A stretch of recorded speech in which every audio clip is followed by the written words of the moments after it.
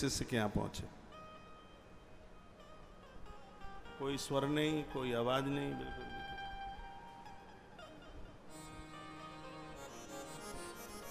शिष्य ने गुरुदेव के चरणों में वंदन किया, प्रणाम किया, खूब खातिरदारी करी।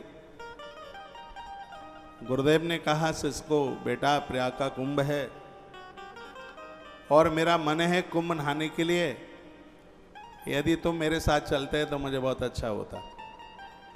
सच शिष्यों के साथ तीर्थ यात्रा करने में बहुत आनंद आता है, बहुत अच्छा लगता है, बहुत बढ़िया लगता है।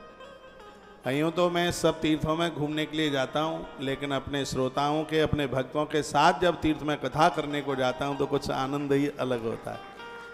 यह मैंने अपने अभी मैंने 2-3 दिन के टूर में, यात्रा में, ये मैंने रामेश्वर में अनुभव करके देखा।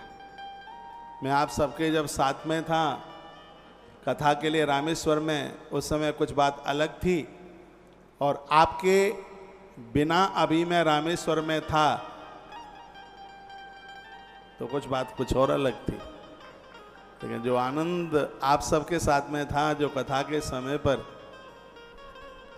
उसको तो वर्णित नहीं किया जा सकता। तो गुरु ने चेले को कहा, बेटा तुम यदि चलते मेरे साथ तो हम 1 महीना प्रयाग रह के आ जाते।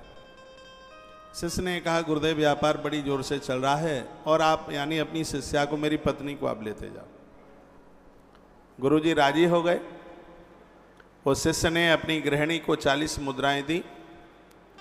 सुनिए सुनिए, बड़ी अद्भुत बातें हैं और आप बात करने में ही निकाल देंगे। पांडाल में तो टाइम मेरा ही होता है बोलने का, आप तो इसके आगे पीछे बोला करें बाद में। तो उस स्त्री के पति ने कहा, गुरु की सेवा भगवान की सेवा है, 40 मुद्राएं दे दी। कहा गुरुदेव को किसी भी प्रकार की कोई तकलीफ ना आवे।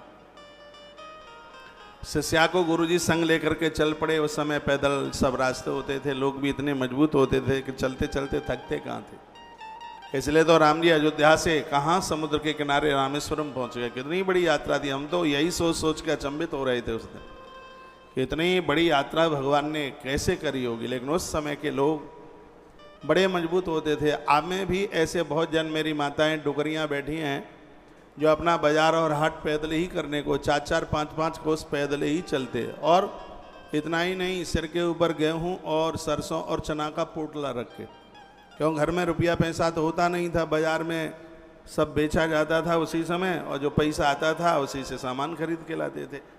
गुड़ लाना है, बुरा लाना है, तेल चीनी चावल जो भी कुछ लाना है इधर से लेके जाते थे, चना सरसों भर के, और वह बेचा और खरीद के लेके आते थे। इतना मजबूत आदमी होता था, चलते चलते थकता नहीं था। वह पैदल की यात्रा थी। तो गुरुदेव को यह पता था कि शिष्या के पास में 40 मुद्राएं।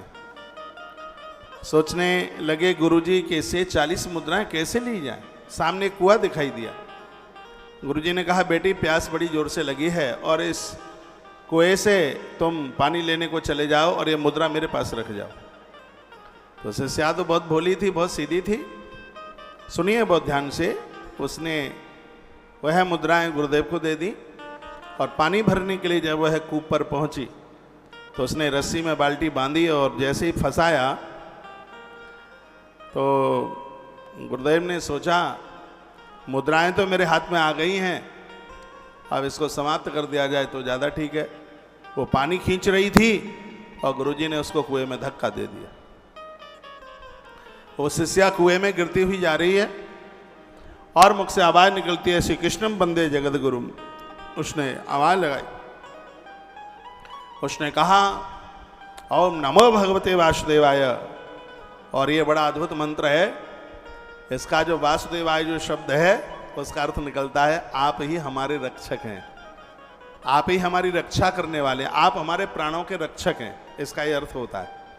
तो उसने कहा ओम नमो भगवते वासुदेवाय।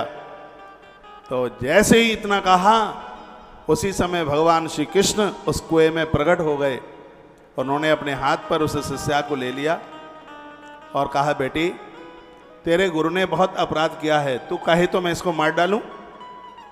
तो वो शिष्या रो पड़ी और